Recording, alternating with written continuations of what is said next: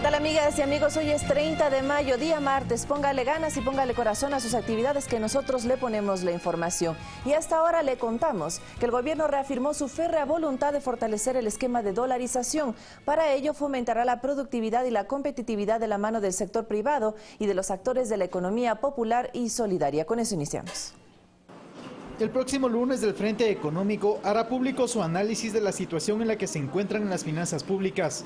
Para el mandatario Lenín Moreno, es evidente que la economía presenta signos de recuperación para seguir en la tarea de fortalecer aún más el esquema de dolarización. Mediante mecanismos, vuelvo a recalcar, de competitividad, de productividad, tratando de que ingresen más dólares al país. Con el fin de reducir el déficit fiscal, he solicitado a todos los ministerios que empiecen un programa de austeridad fiscal. Diálogo que también se hace extensivo para el sector productivo privado. Se anunció la voluntad de crear el Consejo Consultivo con no menos 25 integrantes. Esta instancia tendrá la misión de estructurar mesas de diálogo en diferentes campos para superar dificultades que frenen el crecimiento productivo del país. Este Consejo Consultivo del sector privado nombrará una secretaría técnica y se establecerán mesas de diálogo de acuerdo a los temas correspondientes. El gobierno no cierra la puerta a posibilidades de renegociación de deuda a plazos más largos e inclusive no descarta acercamientos con el Banco Mundial como alternativa a fuentes de financiamiento. Es posible y se evalúa posibilidades de financiamiento que nos permitan plazos más largos y tasas de interés más convenientes que permitan sustituir otra deuda que es de corto plazo y más cara. Financiamiento que se espera pueda concretarse para materializar la refinería del Pacífico, por ejemplo.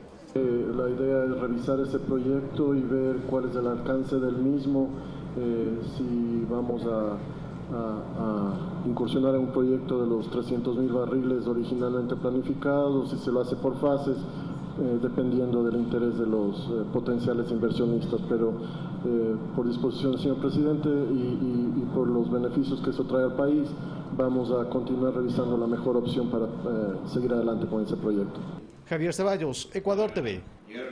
Y un total de 13 nombres fueron dados a conocer por el mandatario Lenín Moreno para que formen parte de un frente social. Vamos a ver los objetivos de esta lucha contra la corrupción, que está conformada por miembros de la sociedad civil, así como del gobierno, que fueron mencionados por el presidente.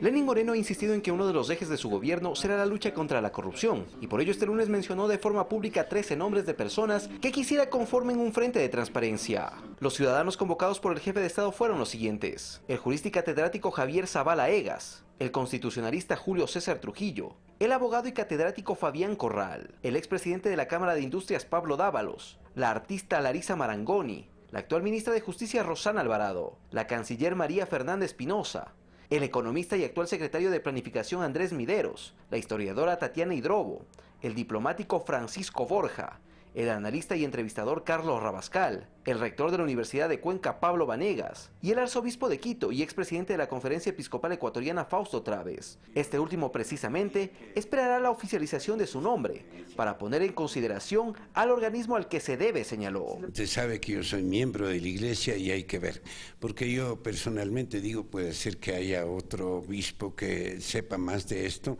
y por eso tendré que consultar con la conferencia. Mientras tanto, Pablo Vanegas anunció su participación debido a la importancia que tiene la lucha contra la corrupción en el Ecuador. Le va a hacer muy bien al país, la verdad, si es que esta comisión, si es que este grupo de personas llega a trabajar en conjunto. Debería fundamentalmente tener la capacidad, esta condición de tener completa independencia. Un criterio similar al de Tatiana Hidrobo, quien considera que esto demuestra la apertura al diálogo del gobierno del presidente Lenín Moreno. Esto de aquí rebasa, digamos, la iniciativa solamente de un partido político o de un proyecto político. Creo que esto es una gran causa nacional. Moreno esperará en los próximos días enviar invitaciones personales a los requeridos en este frente de transparencia.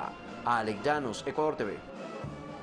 En otro tema, el gobierno considera que la ley de comunicación es buena pero perfectible de ser mejorada, y para eso le apuesta a una tarea colectiva para definir los puntos que serán reformados de la norma.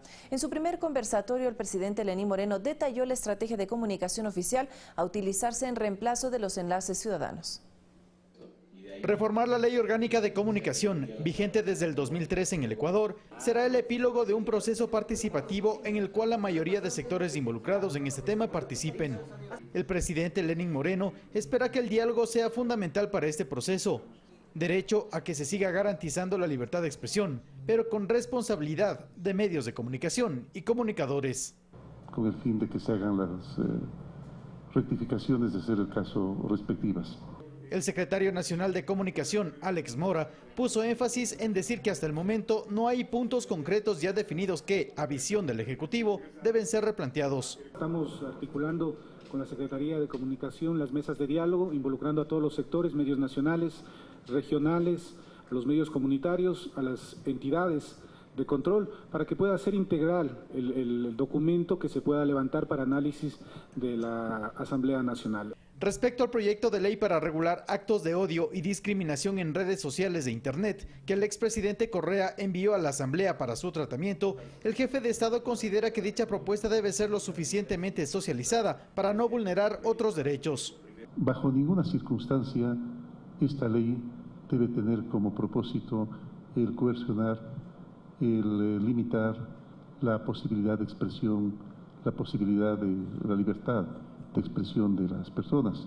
Entender que ahora el proceso está en manos de la Asamblea Nacional y creo que es el espacio adecuado para iniciar este proceso de diálogo con los actores involucrados. En el marco de este primer conversatorio con la prensa nacional, el mandatario detalló lo que será la estrategia de comunicación de las actividades gubernamentales y que se aplicará en reemplazo de los enlaces ciudadanos de los días sábados. Un informe a la Nación, un informe de acción de gobierno que va a tener lugar todos los días lunes, con excepción del día de hoy, por supuesto, todos los días lunes a las 8 de la noche.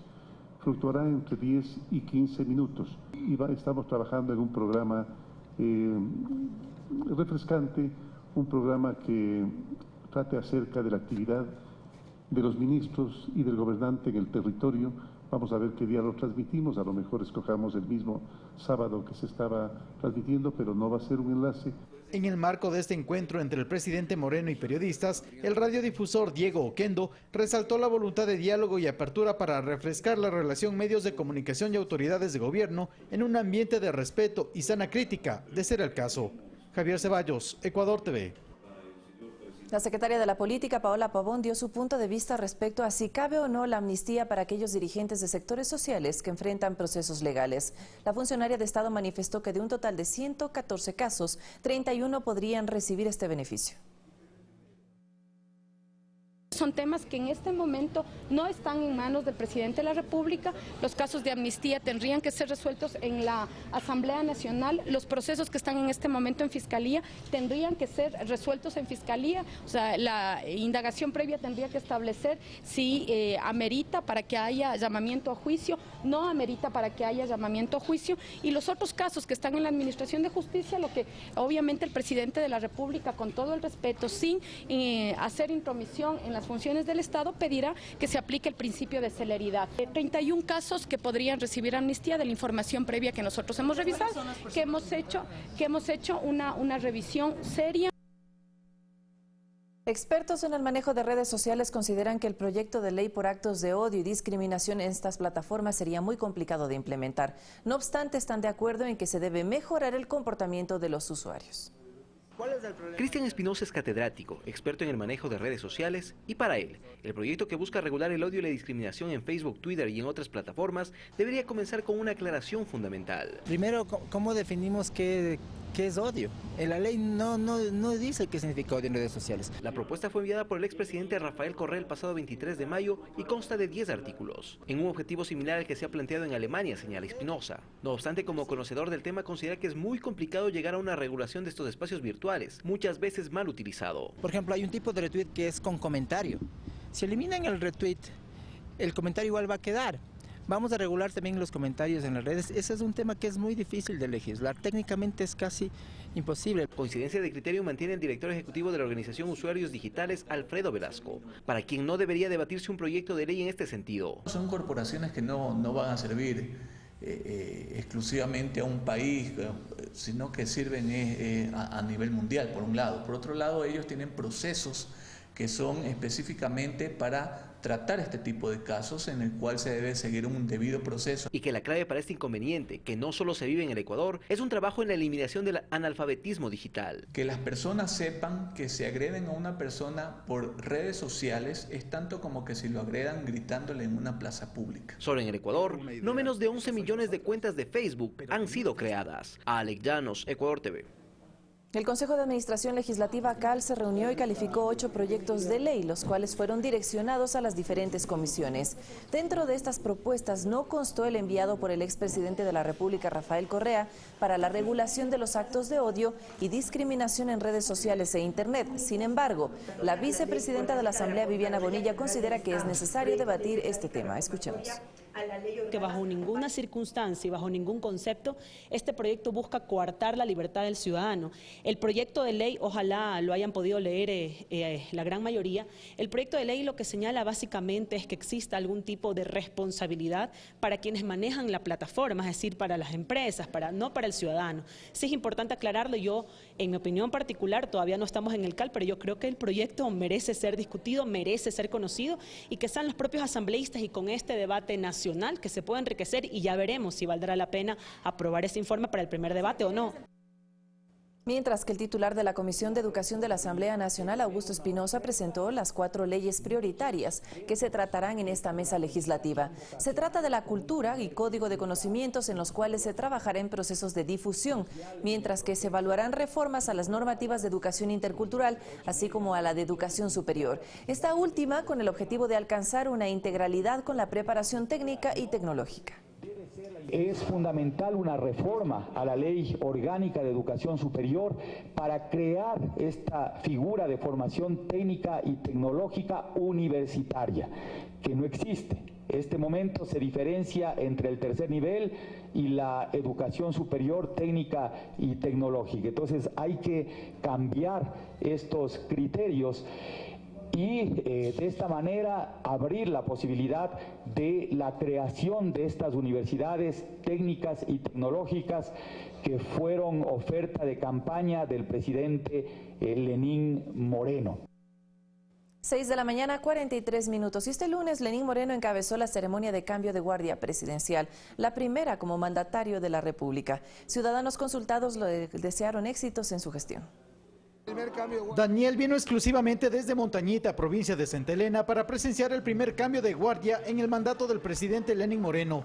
Apoyar a nuestro querido presidente Lenín Moreno, porque sabemos que el legado que deja nuestro presidente Rafael Correa está en muy buenas manos. Como ya es tradicional, esta ceremonia se realizó en los exteriores del Palacio de Gobierno, misma que estuvo encabezada por el presidente Moreno y su esposa, el vicepresidente Jorge Glass, el titular de la Asamblea José Serrano y demás invitados especiales.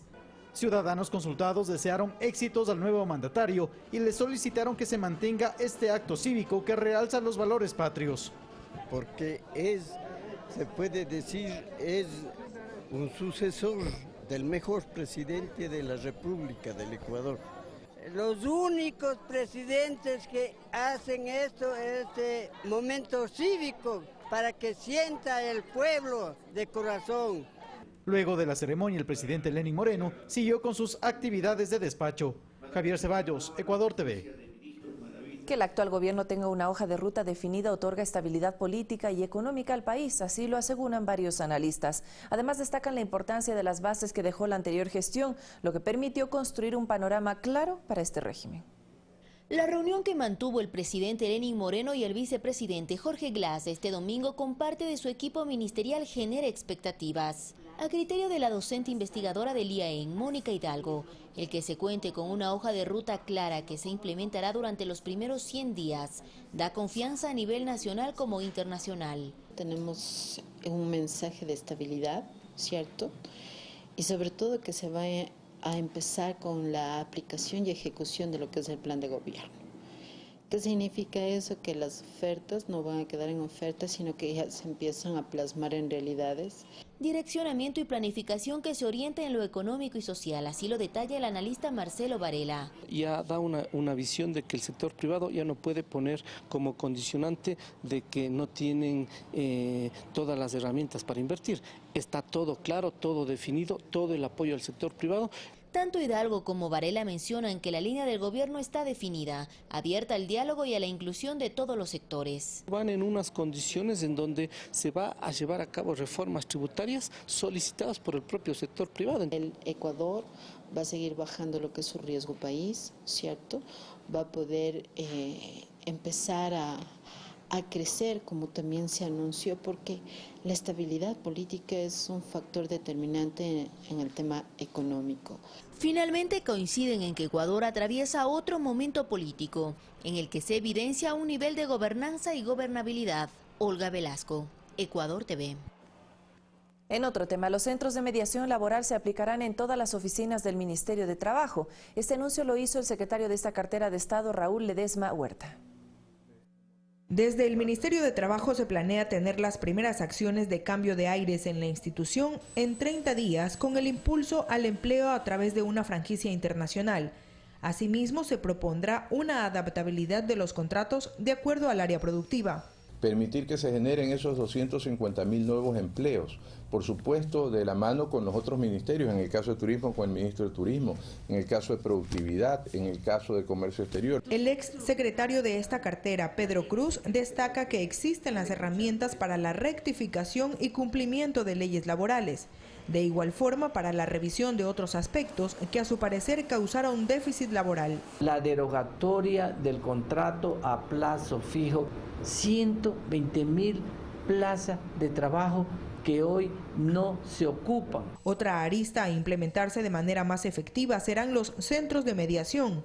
Ledesma dirigió similar acción desde el gobierno provincial y cuenta que el trabajo fue positivo al 100%. Vamos a hacer alianzas con otros centros de mediación y por supuesto en todas las regionales vamos a llevar esta política de diálogo y esta política de primero hacerlo a través de acuerdos de mediación. Siendo la política de diálogo con acuerdos de mediación uno de los objetivos principales para evitar la precarización laboral. Mirta Carrillo, Ecuador TV. La Fiscalía General del Estado formuló cargos contra Pedro Delgado por el delito de enriquecimiento ilícito. Un juez de la Corte Nacional de Justicia ordenó la prisión preventiva y el inicio al proceso de extradición del exfuncionario, quien se encontraría en los Estados Unidos. Un poco más de $928.000 es el monto que el fiscal general del Estado, Carlos Vaca Mancheno, presentó y que correspondería a un enriquecimiento ilícito en el cual habría incurrido Pedro Delgado y que se deriva de un examen especial realizado por la Contraloría General del Estado durante los periodos del 1 de julio del 2009 al 3 de octubre del 2013. Durante este periodo, Delgado se desempeñó como asesor presidencial y posteriormente como presidente del directorio del Banco Central. Como manda la ley, este habría presentado sus declaraciones patrimoniales. En el primer caso, su patrimonio ascendía a $2.560 y al finalizar su segunda designación, este bordeaba los $8.800. Fiscalía sostiene que al 2 de enero del 2013 el patrimonio de Delgado se incrementó injustificadamente 11 veces. Dentro de los elementos de convicción presentados están dos cuentas en el extranjero, una en el Barcovia Bank, la cual nunca habría hecho constar en sus declaraciones, y otra en el Executive National Bank en los Estados Unidos, sobre la cual nunca habría justificado el origen de sus fondos. Adicionalmente, una casa en Miami valorada en $385.000 adquirida en diciembre del 2011 y más de $400.000 en viáticos, sueldos y dietas, que también forman parte de las pruebas de fiscalía que aguarda sobre una asistencia penal solicitada a los Estados Unidos. En este marco, el juez de la Corte Nacional de Justicia, Jorge Blum, dispuso se emita una orden de prisión preventiva, se eleve al presidente de la Corte para iniciar un proceso de extradición y que se dé paso a una instrucción fiscal que durará 90 días. Pedro Delgado tiene una sentencia anterior con una pena de 8 años de prisión por el delito de peculado y se encuentra en calidad de prófugo de la justicia ecuatoriana. Según información pública, permanece en el estado de la Florida. César García, Ecuador TV. Este 1 de junio se levantarían las cláusulas de confidencialidad sobre el caso Odebrecht que guardan los gobiernos de Brasil y los Estados Unidos con la empresa brasileña. El gobierno ecuatoriano anticipa que solicitará la información completa para impulsar los procesos que sean necesarios. No se trata de una solicitud reciente. El reelecto vicepresidente Jorge Glass ya meses atrás pidió a los estados involucrados proporcionen la denominada lista de Odebrecht en la parte que corresponde al Ecuador, en donde hasta la fecha lo que trascendió es que se habrían pagado coimas por alrededor de 33 millones de dólares. En contexto, Brasil y Estados Unidos alcanzaron cláusulas de confidencialidad con exfuncionarios de la empresa, las cuales vencen este jueves 1 de junio. Sobre esta base, el gobierno del presidente Lenín Moreno ratifica este pedido. Que he solicitado tanto a la justicia brasileña cuanto a la justicia estadounidense, que nos entregue en su totalidad los nombres de las personas involucradas o acusadas de acuerdo a las delaciones que han realizado miembros de la empresa Odebrecht. Sin proporcionar mayores detalles, el fiscal general del Estado, Carlos Vaca Mancheno, informó que tiene previsto un viaje lo más pronto posible hacia Brasil para recabar la información liberada. Sí, nos reunimos con el embajador de Brasil. Yo emprenderé viaje al Brasil también porque vamos a establecer algunos mecanismos justamente de cooperación para que se conozca absolutamente toda la verdad. La catedrática de Flaxo, Isabel Ramos, señala la importancia de manejar con reserva una supuesta lista por su origen. Todos sabemos que la lista de Odebrecht está confeccionada por personas imputadas por corrupción que quieren obtener condenas menores. Y con eso, es decir, no hay ninguna garantía de que eso corresponda a la realidad de los hechos. Hay que ser muy cuidadosos. El presidente Moreno tiene previsto mantener reuniones con quienes lideran la Administración de Justicia para promover celeridad en el caso. El presidente de la República recibirá, al igual que todos los ciudadanos, esa lista, la recibirán las funciones de control y, de acuerdo a lo que había manifestado desde un inicio, habrá completa independencia. Mientras tanto, la expectativa está latente sobre qué tipo de información se obtendrá y si esta servirá para los potenciales procesos que se abrirán en el país. César García, Ecuador TV. Sobre este mismo tema, la noche de ayer la Fiscalía General del Estado anunció mediante su cuenta de Twitter que el fiscal general Carlos Vaca Mancheno viajará a Brasil este 30 de mayo para reunirse con funcionarios de la Procuraduría General de Brasil quienes investigan el caso Odebrecht. En la cita se establecerán acuerdos de cooperación entre ambas instituciones, además de marcarse mecanismos para procedimientos de entrega y recepción de documentos que aporten con datos a las investigaciones penales abiertas en Ecuador. Mientras tanto, en República Dominicana, la Procuraduría General de la República inició las primeras acciones vinculadas a los escándalos de corrupción de Odebrecht, hecho que ha involucrado a varios gobiernos y líderes políticos de toda la región.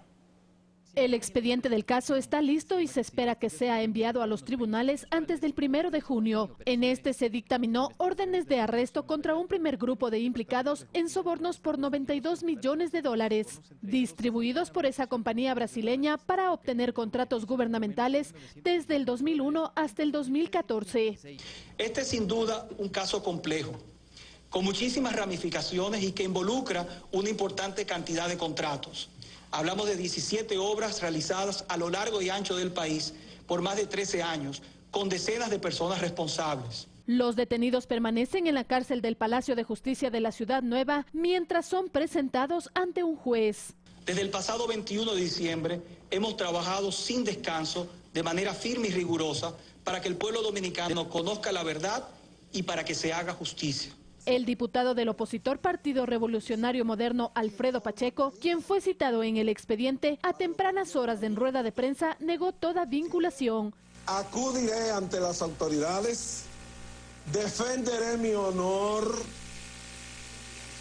defenderé mi reputación y sobre todo, en este proceso demostraré mi inocencia ante la autoridad judicial competente. No soy ladrón.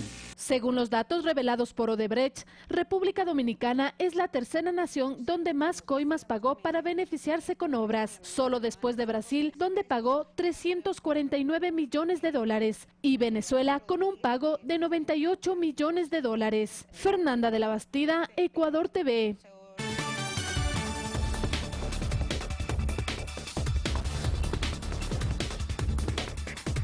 De inmediato, las noticias internacionales. Preste mucha atención. Le contamos a esta hora que el mal tiempo afecta a varios países. En Sri Lanka, la cifra de muertos ascendió a 180, mientras que en Brasil las inundaciones dejaron 6 muertos. En Rusia, 13 son las víctimas mortales por las lluvias acompañadas de vientos huracanados. Las fuertes lluvias que desde hace una semana azotan Sri Lanka, un pequeño país ubicado al sur de la India, ha provocado desbordamientos de ríos y deslizamientos de tierras. Hasta el momento el número de muertos asciende a 180. Además hay un centenar de desaparecidos, por lo que la cifra de víctimas podría aumentar. Al menos 300.000 personas están damnificadas. En varias ciudades el agua ha llegado a sobrepasar los techos de las casas y ha cortado el acceso a muchos pueblos que se han quedado aislados, afectando a más de 500.000 de personas. Estas precipitaciones forman parte del paso del ciclón Mora, con vientos de hasta 80 kilómetros por hora y que se desliza hacia Bangladesh, donde miles de personas han sido evacuadas. En Brasil, el mal tiempo causó fuertes inundaciones que obligaron a 40.000 personas a abandonar sus viviendas. En tan solo 48 horas, 6 personas perdieron la vida. Las autoridades decretaron emergencia en 15 municipios. En algunos lugares, el nivel del agua llegó hasta la cintura. Una pareja falleció sepultada en un alud de tierra. El Ministerio de Defensa envió 100 soldados, 10 vehículos y 2 helicópteros a las zonas que quedaron incomunicadas para realizar operativos de rescate. El presidente Michel Temer prometió asistencia, pero aún no hay fondos para la emergencia. Las lluvias acompañadas por vientos huracanados dejaron 13 personas muertas en Rusia y más de 70 heridos. Varias viviendas fueron afectadas. El tendido eléctrico y árboles fueron derribados. La capital Moscú sufrió mayores afectaciones. Fanny Lara, Ecuador TV. El presidente de Venezuela, Nicolás Maduro, le contestó a su homólogo Juan Manuel Santos por declaraciones sobre la situación que vive su país. No se meta con nosotros. Les puede salir muy mal la jugada. Coge mínimo, Santos. Coge mínimo, compadre, que la tiene bien fea en Colombia. Dedícate a gobernar y a resolver tus asuntos en Colombia. No te metas con Venezuela, que yo no me meto con Colombia. Ay, ay, ay, papá, cuidado, le sale un Chávez en Colombia. Renuncia a su cargo la canciller de Argentina, Susana Malcorra, mientras que un sismo de 6,6 grados en la escala de Richter sacudió Indonesia. Aquí nuestro resumen de noticias del mundo. El presidente de Argentina, Mauricio Macri, anunció la renuncia de la canciller de ese país, Susana Malcorra, por razones personales. El nuevo canciller será el actual embajador de Francia, Jorge Fariou. Por su parte, Malcorra aseguró en la conferencia de prensa que es un momento complejo porque está tomando una decisión entre lo que ha sido el orgullo de representar a Argentina en el mundo y lo que son sus responsabilidades familiares. En Irak, un ataque con coche bomba en una popular heladería dejó al menos 13 muertos y 24 heridos. El atentado fue reivindicado por el autoproclamado Estado Islámico. Según las autoridades, se colocaron explosivos al interior de un vehículo. Este hecho se produce en medio de las ofensivas de las tropas iraquíes sobre el Estado Islámico en Mosul, bastión de esta organización rebelde. Las autoridades de Honduras investigan la sobreventa y falsificación de boletos tras la muerte de 4 aficionados este domingo que murieron durante una estampida cuando intentaban ingresar al Estadio Nacional para asistir a la final del torneo de fútbol, que terminó con violencia y enfrentamientos con la policía. Este lunes, cientos de personas participaron de los funerales. 2 británicos a bordo de una camioneta en estado de ebriedad se saltaron un control de policía y acto seguido se dieron a la fuga arrollando todo lo que encontraron a su paso. 10 personas resultaron heridas, entre ellas un bebé de pocos días de nacido y el propio conductor del vehículo. Un sismo de 6.6 grados en la escala de Richter se registró en la isla de Sulawesi, en Indonesia, a una profundidad de apenas 10 kilómetros. Hasta el momento no se ha puesto en marcha la alerta de tsunami ni se reportan víctimas o daños materiales. Una cuidadora del zoológico del Reino Unido murió tras ser atacada por un tigre que entró en el lugar donde ella estaba. Las instalaciones fueron evacuadas ya que el hecho fue calificado como un incidente de gravedad y generó pánico entre los asistentes. Fanny Lara, Ecuador TV. Cuando son casi las 7 de la mañana hacemos nuestra primera pausa. Al regresar, Carlos Rabascal construye pensamiento crítico. Quédese con nosotros, esto es Noticias 7.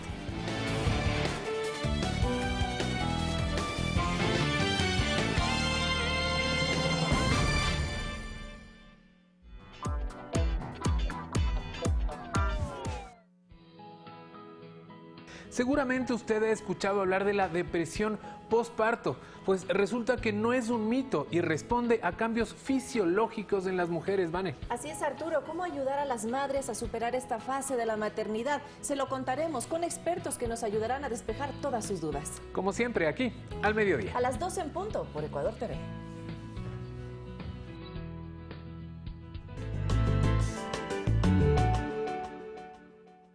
Cuando los recursos de las ciudades se manejan de una manera correcta, no existen límites para el desarrollo urbano de los cantones. Por eso, en la Asociación de Municipalidades del Ecuador lo sabemos y lo asumimos cada día con la capacitación en la Escuela de Gobernanza, lo cual permite que las entidades municipales administren de mejor manera los recursos, llevando agua a donde más se necesite, fomentando la recreación familiar con áreas verdes y parques recreativos, montando modernos mercados. Es el compromiso de AME, ayudando al fortalecimiento institucional. Los municipios somos la patria. Asociación de Municipalidades Ecuatorianas. Le invitamos a ver El Otro Lado de, un programa basado en entrevistas a personalidades ecuatorianas que han sido reconocidas a nivel nacional o internacional por su trayectoria, la trascendencia de sus logros y la importancia alcanzada en sus aspectos políticos, deportivos, culturales y sociales. Marco Antonio Bravo nos mostrará la vida detrás de su imagen pública y que casi todos desconocemos. El otro lado que influyó para llegar a ser personalidades representativas del Ecuador. El otro lado de, todos los sábados, 20 horas, por Ecuador TV.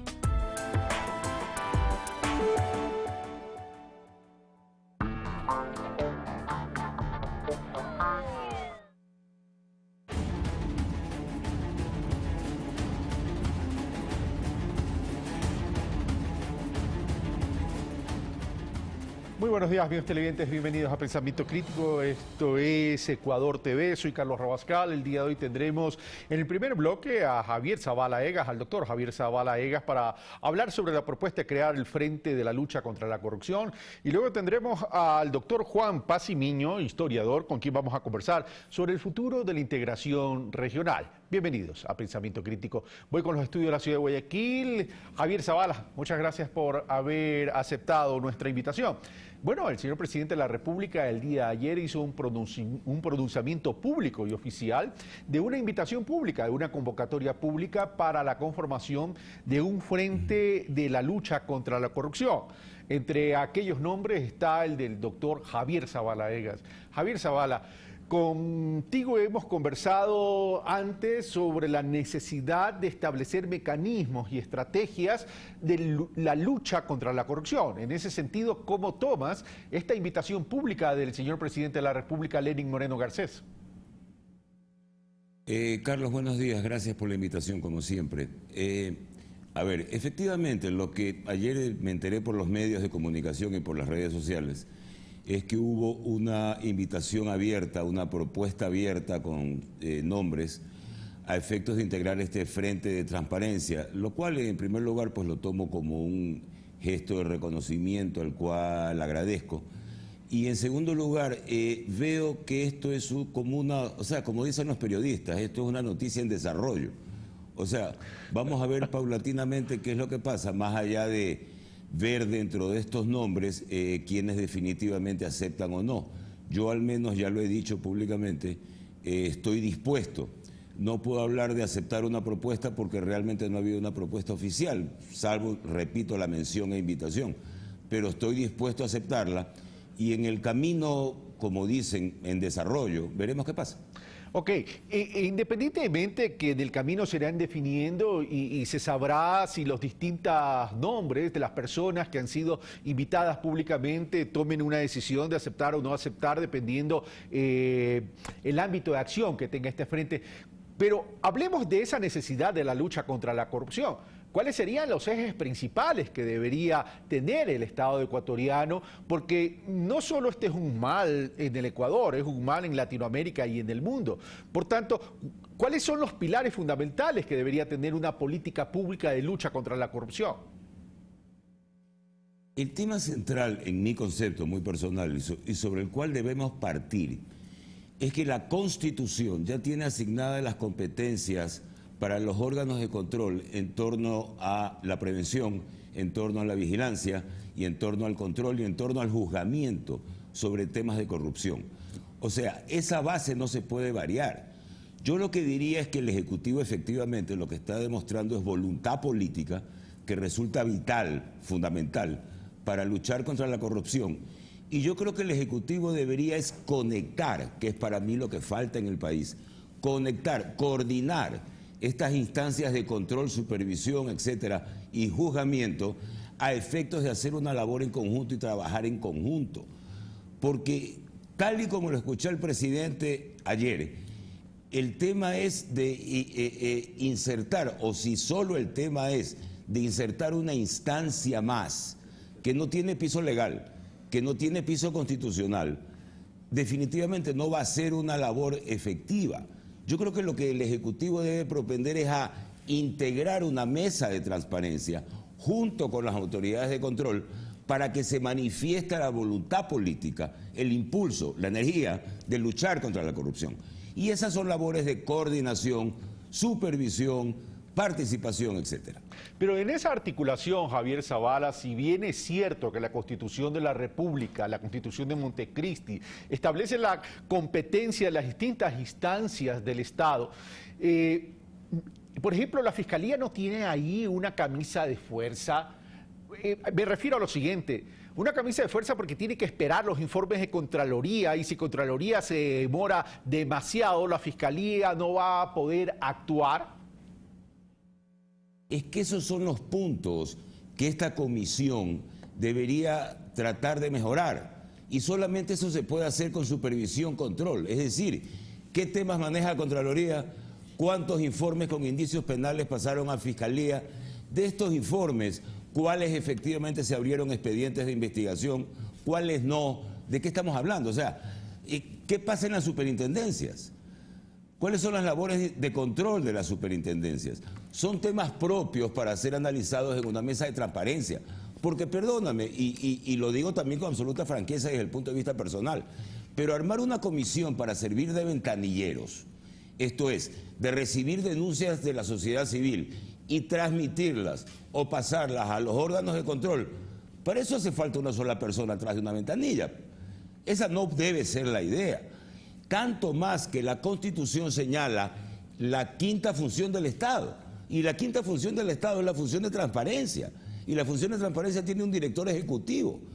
Y esta función de transparencia tiene que reunirse y tiene que coordinar.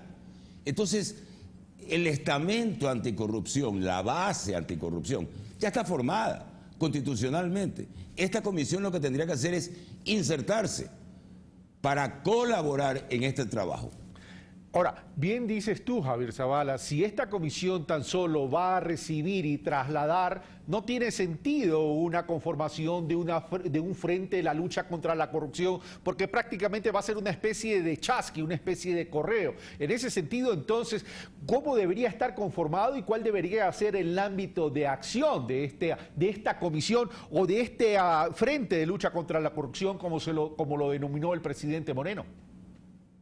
Yo insisto, yo mantendría la instancia constitucional y la función del Estado, que ya está creada constitucionalmente, y trataría de insertar en esa mesa de transparencia a la sociedad civil, impulsada con la voluntad política del presidente de la República. ¿A labores de qué? No puede ser a labores de investigación administrativa, como por ejemplo realiza la Contraloría, porque son sus funciones. Ni puede ser labor de impulso de acciones penales con la Fiscalía o juzgamiento, peor, con la función judicial. De eso no se trata. No se trata de crear suspicacias, sospechas o empujones entre una función y otra. Aquí lo que se trata es de colaborar, de integrar, que ese es el problema que yo vengo viendo hace tiempo. Aquí la Contraloría marcha por su lado, la Fiscalía por el suyo. Nadie observa, nadie coordina, nadie controla.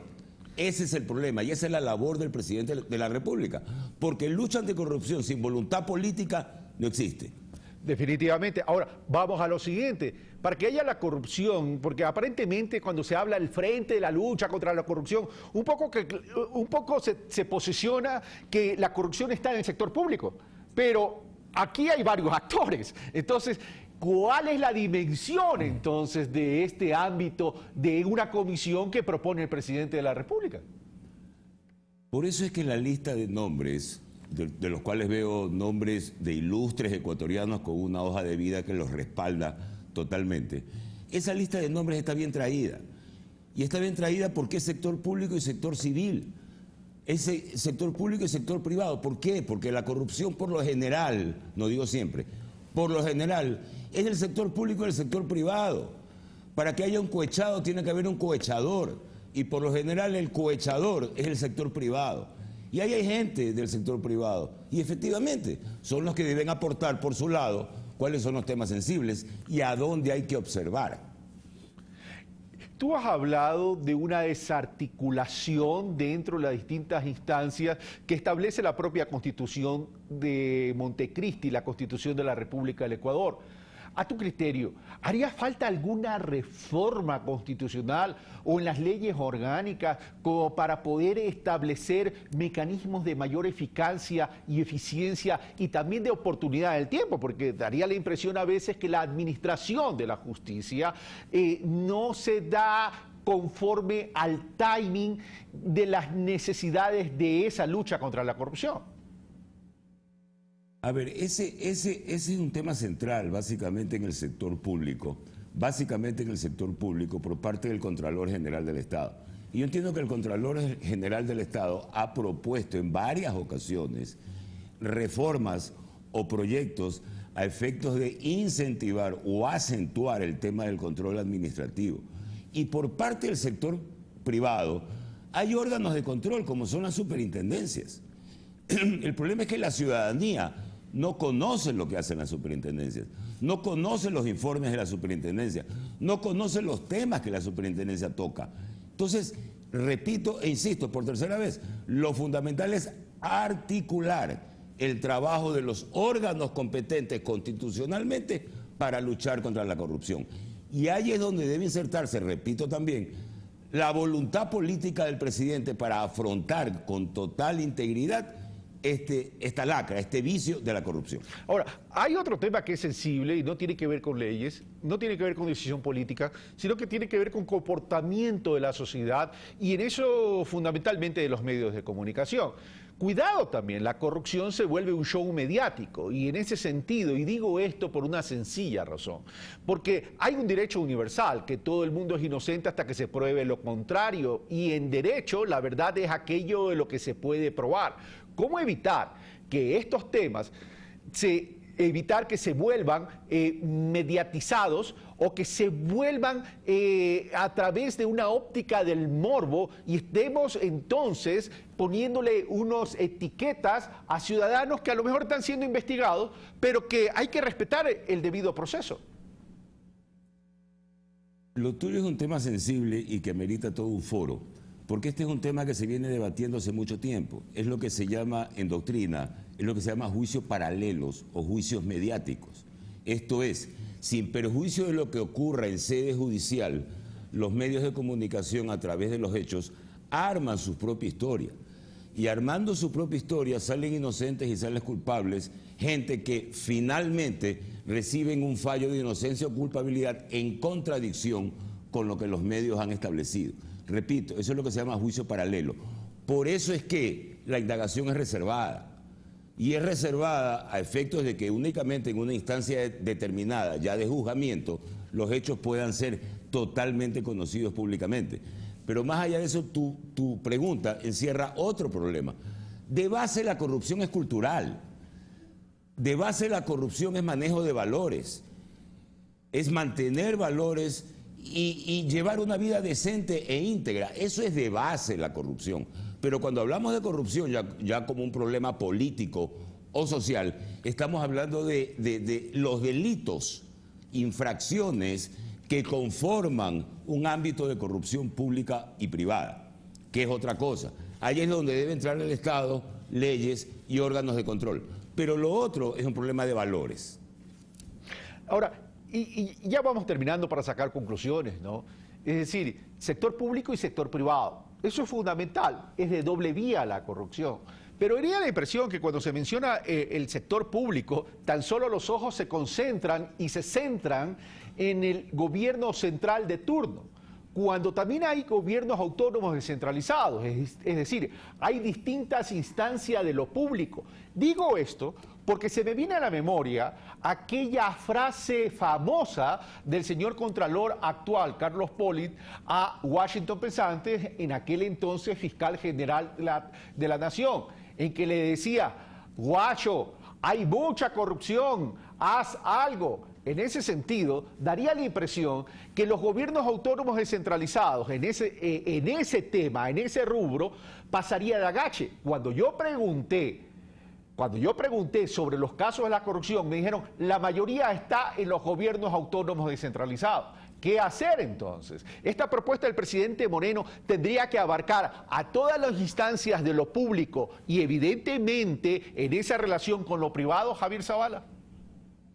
Bueno, efectivamente, también hablamos de corrupción en el sector público de los gobiernos autónomos descentralizados, que esa sí es una labor básica y exclusiva de la Contraloría, totalmente exclusiva de la Contraloría, porque la Contraloría deberá o tendrá que emitir los informes respectivos para que Fiscalía asuma la acción penal frente a esos temas.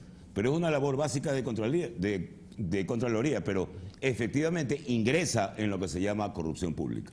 Así es. Javier Zavala, tus conclusiones. Bueno, mis conclusiones es que esto, repito, es una noticia en desarrollo.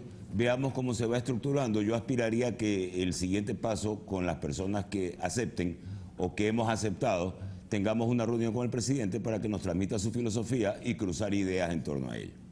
Javier Zavala, muchas gracias por haber aceptado nuestra invitación. Gracias a ti, Carlitos. Bueno, un fuerte abrazo. Nosotros hacemos una pausa y regresamos ya con Juan Pacimiño, doctor, historiador. El futuro de la integración regional, ¿esto sigue siendo un sueño? ¿O se está convirtiendo ya en algo que se diluye en el tiempo y tan solo queda en la retórica política? Venimos con Juan Pacimiño.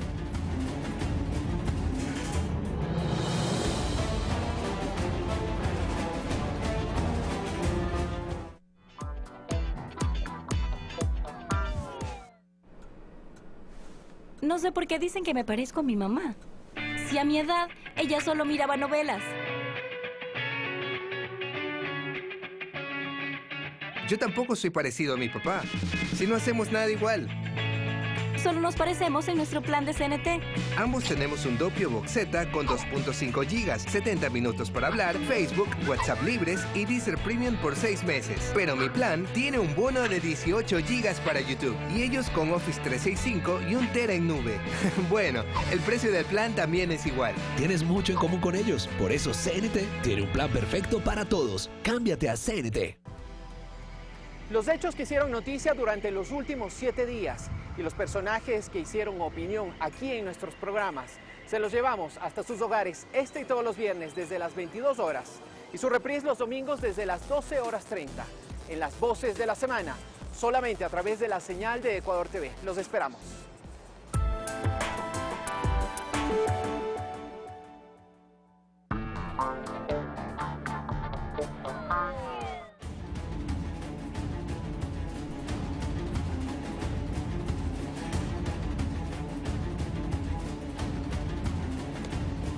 Estamos ya con Juan Pacimiño, el doctor Juan Pacimiño, historiador, para hablar sobre el futuro de la integración regional. Y en esta mesa de pensamiento crítico lo he tratado algunas ocasiones sobre la necesidad de construir esta integración regional. Pero daría la impresión que se está quedando en un sueño. No estoy hablando de una utopía, estoy hablando de un sueño. Pero daría la impresión que este sueño se está diluyendo en el tiempo. ¿Es factible la integración regional? ¿Hace cuánto tiempo venimos hablando de la integración regional, Juan Pacimiño? Buenos días, bienvenido. Gracias, buenos días. Desde la fundación de la República, el primer intento de integración regional es la Gran Colombia, la República de Colombia, inspirada en Bolívar.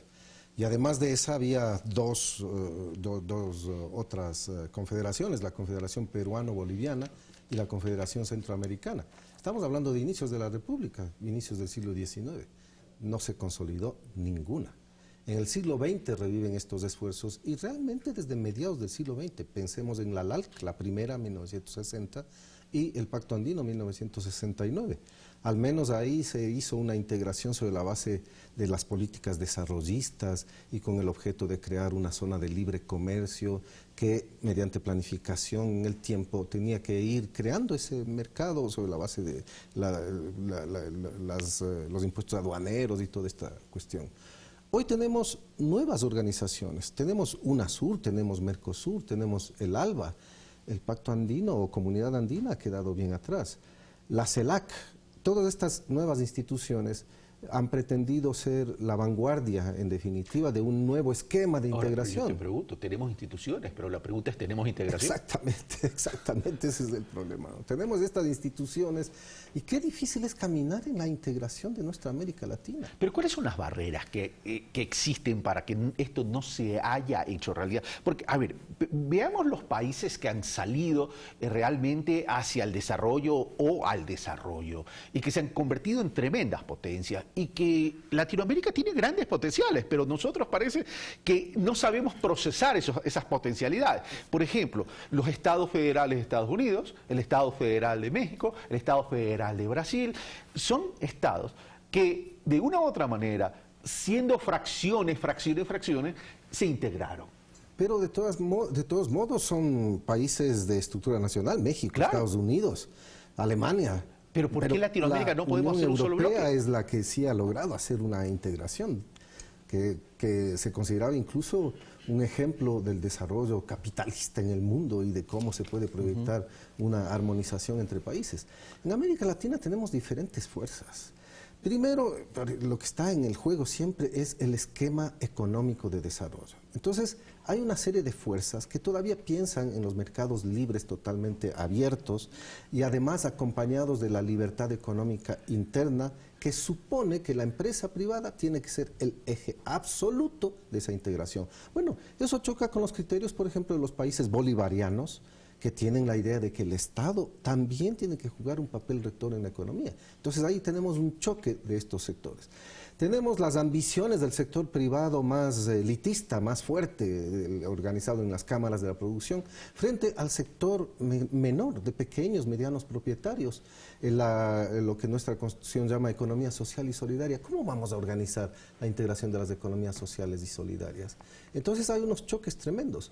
También hay cuestiones estratégicas. América Latina ha procurado ser otro de los bloques de referencia internacional. Pero chocamos con los Estados Unidos, chocamos con China, Rusia, la Unión Europea, que también tienen sus propias estrategias. Qué difícil moverse para la integración en esos términos. Pero en esa integración, que es difícil moverse, Latinoamérica, no hablo de Sudamérica, hablo de Latinoamérica y el Caribe, tiene grandes potencialidades. La fuente de recursos hídricos, por ejemplo, eso, si no queremos ver a futuro, va a ser una fortaleza nuestra, pero que tenemos que nosotros construir, legitimar ciudadanamente dentro de la región y aprovechar esa fortaleza, porque si no, cuidado, se da lo que la ley de la física menciona, que cuando hay un vacío y tú no lo llenas, hay un tercero que te lo da llenando.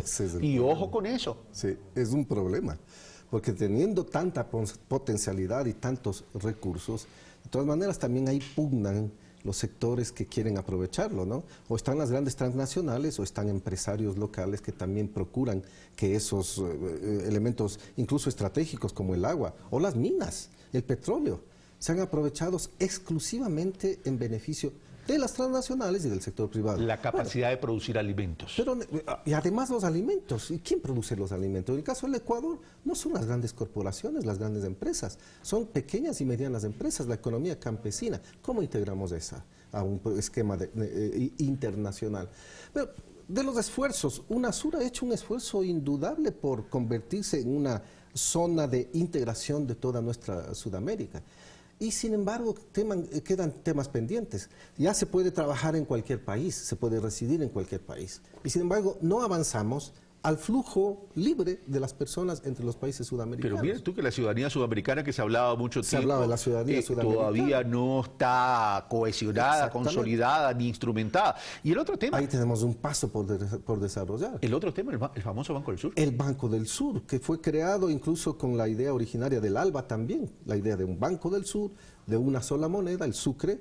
Bueno, pero UNASUR ha creado otra instancia, no es igual a la del ALBA. Pero el Banco del Sur, ¿por qué no camina? Bueno, hay fuerzas que no quieren que camine ese banco porque no les interesa un banco coordinado que tiene también perspectivas estatales. Bueno, y la pregunta es ¿dónde tenemos nuestras reservas? ¿No? ¿Dónde van a quedar las reservas? Entonces, hay ese juego allí de estas cosas. Pero sigo con ello, en la CELAC, que tenía que convertirse en un foro político latinoamericano. Y yo creo que el presidente Correa tenía mucha razón cuando decía tiene que convertirse en un foro de la región, incluso para tratar con el con esa Norteamérica con la que tanta conflictividad hemos tenido a lo largo de la historia. Bueno, la CELAC también está en una situación crítica en esos mismos términos. Y cuidado, UNASUR se nos queda en el edificio. Y UNASUR, exactamente tenemos ese problema. UNASUR, que ha tenido un enorme potencial de desarrollo. Tenemos la posibilidad ahí incluso de hacer una coordinación en educación. Se pensaba en hacer coordinación de educación. ¿En salud? De salud. De el régimen laboral. También la cuestión de la seguridad. Las Fuerzas Armadas de la región también podían coordinarse. La lucha contra el lavado de activos, ni siquiera nos ponemos de acuerdo en eso. Claro. Ahora, llamó la atención algo, Juan Pacimillo, en el discurso del señor presidente Lenín Moreno Garcés, en el discurso de posesión, me refiero. Vamos a fortalecer CELAC, UNASUR, Comunidad Andina. No mencionó el ALBA. No mencionó el ALBA. No mencionó el ALBA. Ya eso nos hace ver un direccionamiento de su política exterior en ese sentido. No sé por qué se le dejó de lado, pero el ALBA es una de las organizaciones a las que pertenecemos y que tenía una fuerza ideológico, política, cultural, etcétera, frente a la mera integración económica en la que normalmente siempre se piensa. Tenía. Bueno, tenía. Pasado. Tenía, porque claro, como no se ha fortalecido el ALBA, también queda como una especie de etiqueta. A ver, pero el hecho que el presidente Moreno no lo haya mencionado en presencia del concierto internacional es un mensaje. Sí, no sé si es que sea un mensaje en contra, es un olvido o se lo tenía de reserva. No sé, pero en todo caso el ALBA es demasiado importante, porque el ALBA, por ejemplo, ayudaría a las conversaciones en la propia Venezuela y sus dificultades. También puede hacer UNASUR, también puede hacer CELAC, pero las iniciativas cuando no llegan desde nuestra región, empieza a tomarle Estados Unidos. Y ya sabemos la política imperialista que tiene en estos casos frente a la diplomacia de nuestra América Latina. Hay síntomas que se pueden identificar cuando ya hay una degradación en términos de permanencia. A ver, cuando hubo el conflicto, Ecuador, Colombia, en Angostura, UNASUR actuó enseguida. Hay el conflicto en Venezuela que lamentablemente se está dando y UNASUR, bien, gracias. Es decir, tú ya ahí ves que la falta de identidad, de eficacia y de voluntad política. Y de voluntades políticas. Porque bien puede ser UNASUR un gran foro para tratar este tipo de temas.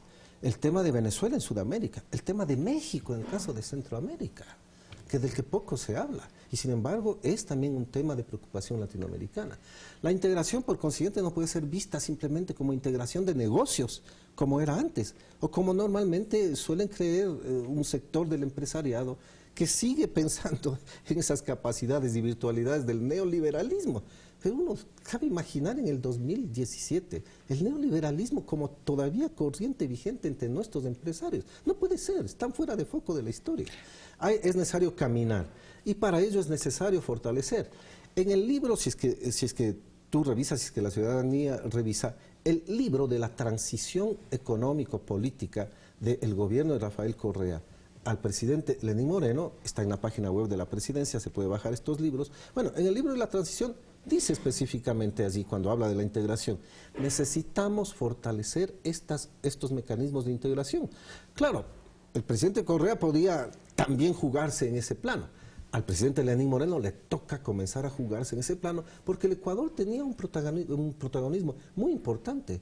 Recordemos que en las cumbres de las Américas, el Ecuador es el que jugó un papel rector para el ingreso de Cuba a la Cumbre de las Américas desde el 2015. El Ecuador ha tenido una capacidad importantísima de movilización en la CELAC, en la misma UNASUR. Claro que con el paso del tiempo también se va diluyendo ese esquema de integración. Hoy estamos flojos, es la verdad, estamos flojos.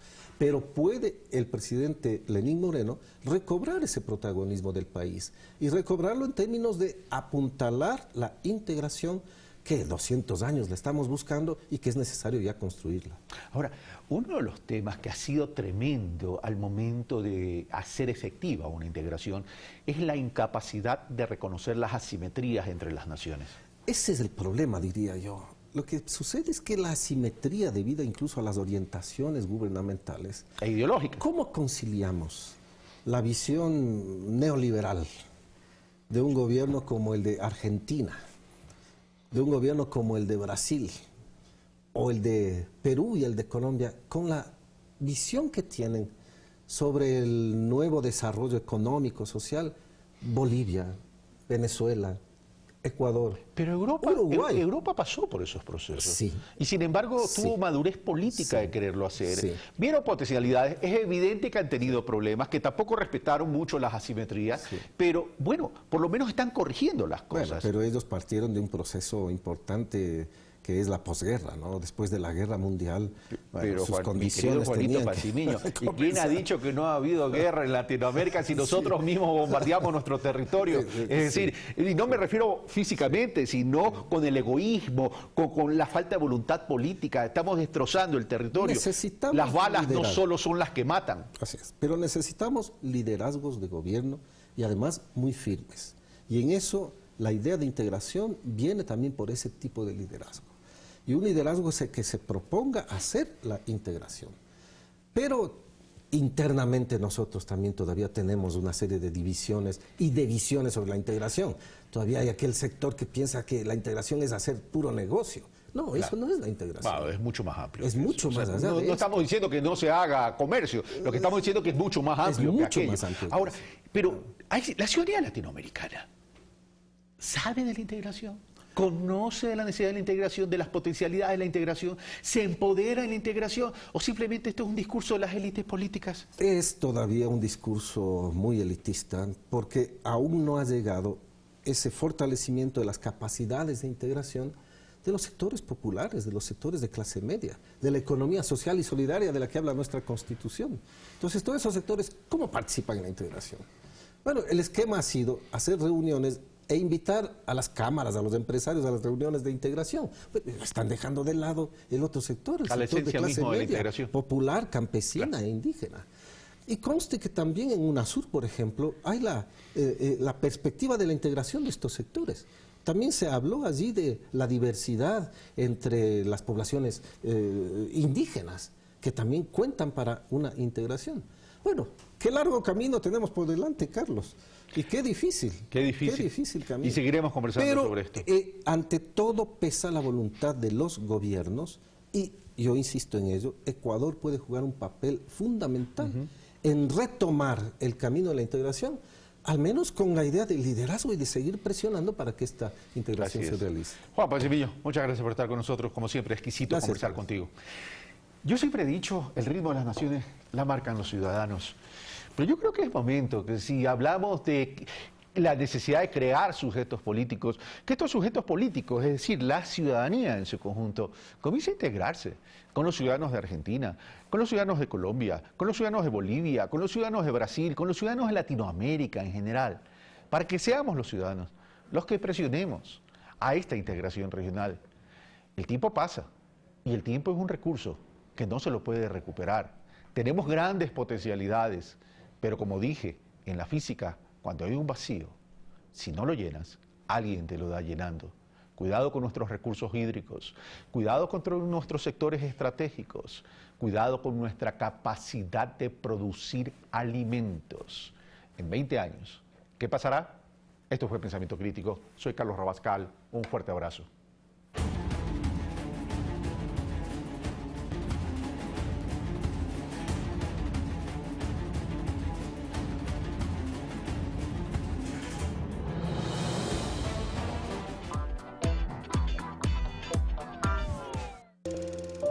Cuando era niña, lo único que quería era un gato.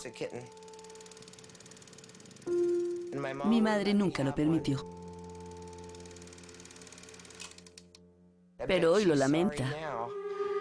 Tengo al Capitán Garfio, Cisco, Scooter, Cristal, JJ, Uzi y Harriet. Ringo, Big Roger, Little Roger, Terrian, Tony, Big Mickey, Ray, Forrest Gump, que es un poco lento, Janine, Jasmine, Ginger, Spice, Cocky, Candy, Daphne y Tucker. Tengo 700 gatos. La dama de los 700 gatos. Este martes, 20 horas. Y Toco se las ingenia para cobrar lo que le deben a su padre. Oye, pequeña, ¿qué ocurre? Si no vuelvo con el dinero, me voy a quedar sin cena esta noche. ¿Pero cómo se atreve? Claro que tiene dinero. ¡Oiga, patrón! Y Toco es arrastrada por el río. ¡Cuidado! ¡Regresa! ¡Tito! ¡Se está ahogando! ¡Tito! ¡Tito! Clavel, hoy, 19:30.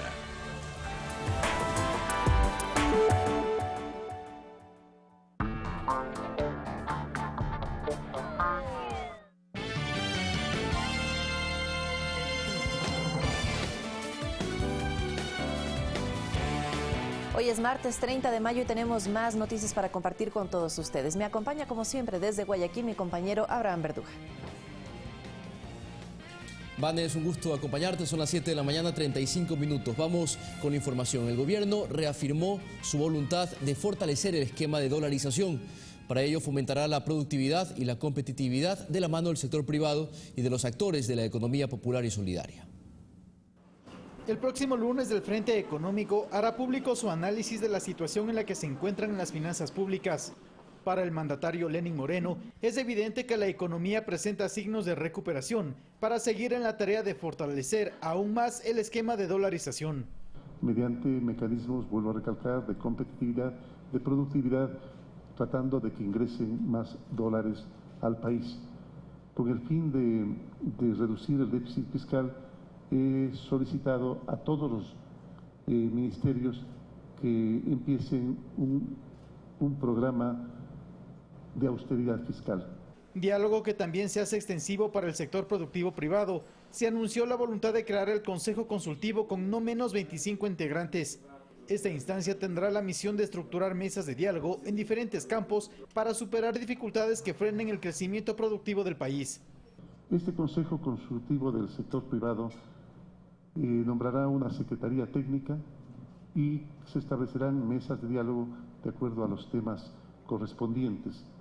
El gobierno no cierra la puerta a posibilidades de renegociación de deuda a plazos más largos e inclusive no descarta acercamientos con el Banco Mundial como alternativa a fuentes de financiamiento. Es posible y se evalúa posibilidades de financiamiento que nos permitan plazos más largos y tasas de interés más convenientes que permitan sustituir otra deuda que es de corto plazo y más cara. Financiamiento que se espera pueda concretarse para materializar la refinería del Pacífico, por ejemplo. La idea es revisar ese proyecto y ver cuál es el alcance del mismo, si vamos a incursionar en un proyecto de los 300.000 barriles originalmente planificados, si se lo hace por fases, dependiendo del interés de los potenciales inversionistas, pero por disposición del señor presidente y por los beneficios que eso trae al país, vamos a continuar revisando la mejor opción para seguir adelante con ese proyecto. Javier Ceballos, Ecuador TV. Un total de 13 nombres fueron dados a conocer por el mandatario Lenín Moreno para conformar un frente de lucha contra la corrupción. Miembros de la sociedad civil así como del gobierno fueron mencionados.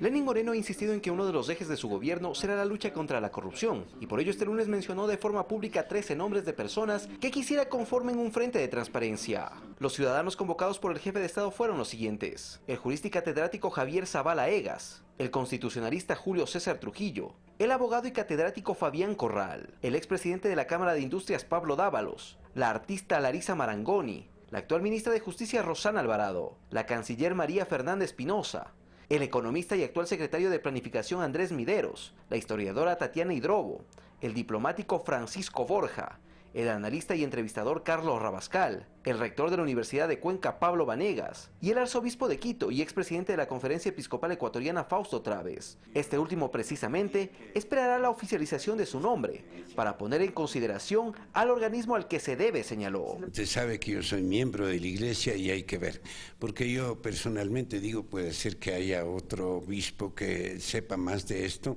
y por eso tendré que consultar con la conferencia. Mientras tanto, Pablo Vanegas anunció su participación debido a la importancia que tiene la lucha lucha contra la corrupción en el Ecuador. Le va a hacer muy bien al país, la verdad, si es que esta comisión, si es que este grupo de personas llega a trabajar en conjunto. Debería fundamentalmente tener la capacidad, esta condición de tener completa independencia. Un criterio similar al de Tatiana Hidrobo, quien considera que esto demuestra la apertura al diálogo del gobierno del presidente Lenín Moreno. Esto de aquí rebasa, digamos, la iniciativa solamente de un partido político o de un proyecto político. Creo que esto es una gran causa nacional. Moreno esperará en los próximos días de enviar invitaciones personales a los requeridos en este frente de transparencia.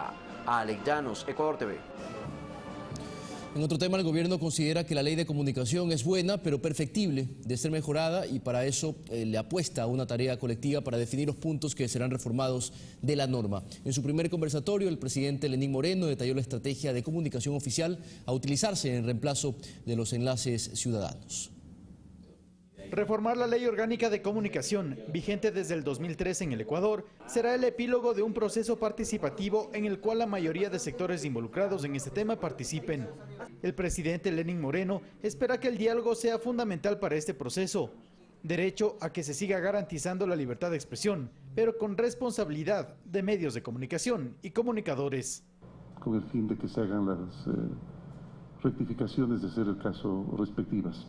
El secretario nacional de Comunicación, Alex Mora, puso énfasis en decir que hasta el momento no hay puntos concretos ya definidos que, a visión del Ejecutivo, deben ser replanteados. Estamos articulando con la Secretaría de Comunicación las mesas de diálogo, involucrando a todos los sectores, medios nacionales, regionales, a los medios comunitarios, a las entidades de control, para que pueda ser integral el documento que se pueda levantar para análisis de la Asamblea Nacional. Respecto al proyecto de ley para regular actos de odio y discriminación en redes sociales de Internet, que el expresidente Correa envió a la Asamblea para su tratamiento, el jefe de Estado considera que dicha propuesta debe ser lo suficientemente socializada para no vulnerar otros derechos. Bajo ninguna circunstancia, esta ley debe tener como propósito el coercionar, el limitar la posibilidad de expresión, la posibilidad de la libertad de expresión de las personas. Entender que ahora el proceso está en manos de la Asamblea Nacional y creo que es el espacio adecuado para iniciar este proceso de diálogo con los actores involucrados. En el marco de este primer conversatorio con la prensa nacional, el mandatario detalló lo que será la estrategia de comunicación de las actividades gubernamentales y que se aplicará en reemplazo de los enlaces ciudadanos de los días sábados. Un informe a la Nación, un informe de acción de gobierno que va a tener lugar todos los días lunes, con excepción del día de hoy, por supuesto, todos los días lunes a las 8 de la noche. Fluctuará entre 10 y 15 minutos. Estamos trabajando en un programa refrescante, un programa que trate acerca de la actividad de los ministros y del gobernante en el territorio. Vamos a ver qué día lo transmitimos, a lo mejor escojamos el mismo sábado que se estaba transmitiendo, pero no va a ser un enlace. En el marco de este encuentro entre el presidente Moreno y periodistas, el radiodifusor Diego Oquendo resaltó la voluntad de diálogo y apertura para refrescar la relación medios de comunicación y autoridades de gobierno en un ambiente de respeto y sana crítica, de ser el caso. Javier Ceballos, Ecuador TV. La secretaria de la Política, Paola Pavón, dio su punto de vista respecto a si cabe o no la amnistía para aquellos dirigentes de sectores sociales que enfrentan procesos legales. La funcionaria de Estado manifestó que de un total de 114 casos, 31 podrían recibir este beneficio. Son temas que en este momento no están en manos del presidente de la República. Los casos de amnistía tendrían que ser resueltos en la Asamblea Nacional. Los procesos que están en este momento en Fiscalía tendrían que ser resueltos en Fiscalía. O sea, la indagación previa tendría que establecer si amerita para que haya llamamiento a juicio, no amerita para que haya llamamiento a juicio. Y los otros casos que están en la Administración de Justicia, lo que obviamente el presidente de la República, con todo el respeto, sin hacer intromisión en las funciones del Estado, pedirá que se aplique el principio de celeridad. 31 casos que podrían recibir amnistía de la información previa que nosotros hemos revisado, que hemos hecho una revisión seria. Expertos en el manejo de redes sociales consideran que el proyecto de ley por actos de odio y discriminación en estas plataformas sería muy complicado de implementar. No obstante, están de acuerdo en que se debe mejorar el comportamiento de los usuarios. ¿Cuál es el problema? Cristian Espinosa es catedrático, experto en el manejo de redes sociales, y para él, el proyecto que busca regular el odio y la discriminación en Facebook, Twitter y en otras plataformas debería comenzar con una aclaración fundamental. Primero, ¿cómo definimos qué es odio? La ley no dice qué significa odio en redes sociales. La propuesta fue enviada por el expresidente Rafael Correa el pasado 23 de mayo y consta de 10 artículos, en un objetivo similar al que se ha planteado en Alemania, señala Espinosa. No obstante, como conocedor del tema, considera que es muy complicado llegar a una regulación de estos espacios virtuales, muchas veces mal utilizado. Por ejemplo, hay un tipo de retweet que es con comentario. Si eliminan el retweet, el comentario igual va a quedar.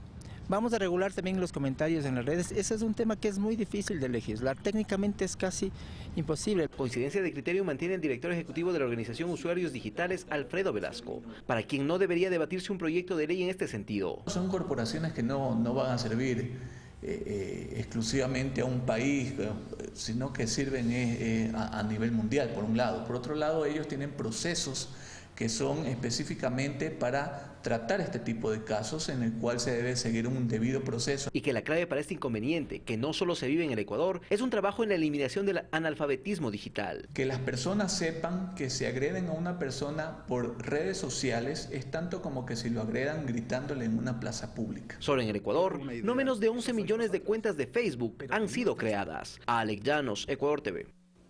El Consejo de Administración Legislativa CAL se reunió y calificó 8 proyectos de ley, los cuales fueron direccionados a las diferentes comisiones. Dentro de estas propuestas no constó el enviado por el expresidente de la República, Rafael Correa, para la regulación de los actos de odio y discriminación en redes sociales e Internet. Sin embargo, la vicepresidenta de la Asamblea, Viviana Bonilla, considera que es necesario debatir este tema. Varios temas que vamos a tratar. Que el actual gobierno tenga una hoja de ruta definida otorga estabilidad política y económica al país, así lo aseguran varios analistas. Además destacan la importancia de las bases que dejó la anterior gestión, lo que permitió construir un panorama claro para este régimen. La reunión que mantuvo el presidente Lenín Moreno y el vicepresidente Jorge Glass este domingo con parte de su equipo ministerial genera expectativas. A criterio de la docente investigadora del IAEN, Mónica Hidalgo, el que se cuente con una hoja de ruta clara que se implementará durante los primeros 100 días da confianza a nivel nacional como internacional. Tenemos un mensaje de estabilidad, ¿cierto? Y sobre todo que se vaya a empezar con la aplicación y ejecución de lo que es el plan de gobierno. ¿Qué significa eso? Que las ofertas no van a quedar en ofertas, sino que ya se empiezan a plasmar en realidades. Direccionamiento y planificación que se orienta en lo económico y social, así lo detalla el analista Marcelo Varela. Ya da una visión de que el sector privado ya no puede poner como condicionante de que no tienen todas las herramientas para invertir. Está todo claro, todo definido, todo el apoyo al sector privado. Tanto Hidalgo como Varela mencionan que la línea del gobierno está definida, abierta al diálogo y a la inclusión de todos los sectores. Van en unas condiciones en donde se va a llevar a cabo reformas tributarias solicitadas por el propio sector privado. El Ecuador va a seguir bajando lo que es su riesgo país, ¿cierto? Va a poder empezar a crecer, como también se anunció, porque la estabilidad política es un factor determinante en el tema económico. Finalmente coinciden en que Ecuador atraviesa otro momento político, en el que se evidencia un nivel de gobernanza y gobernabilidad. Olga Velasco, Ecuador TV. Los centros de mediación laboral se aplicarán en todas las oficinas del Ministerio de Trabajo. Este anuncio lo hizo el secretario de esta cartera de Estado, Raúl Ledesma Huerta.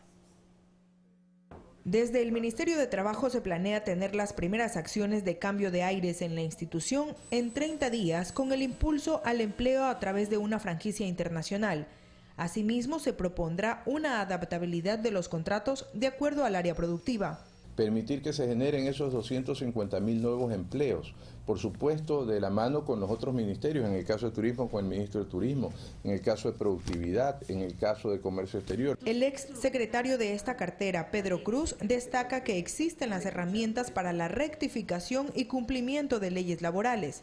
De igual forma, para la revisión de otros aspectos que a su parecer causaron déficit laboral. La derogatoria del contrato a plazo fijo, 120.000 plazas de trabajo que hoy no se ocupan. Otra arista a implementarse de manera más efectiva serán los centros de mediación. Ledesma dirigió similar acción desde el gobierno provincial y cuenta que el trabajo fue positivo al 100%. Vamos a hacer alianzas con otros centros de mediación y por supuesto en todas las regionales vamos a llevar esta política de diálogo y esta política de primero hacerlo a través de acuerdos de mediación. Siendo la política de diálogo con acuerdos de mediación uno de los objetivos principales para evitar la precarización laboral. Mirta Carrillo, Ecuador TV.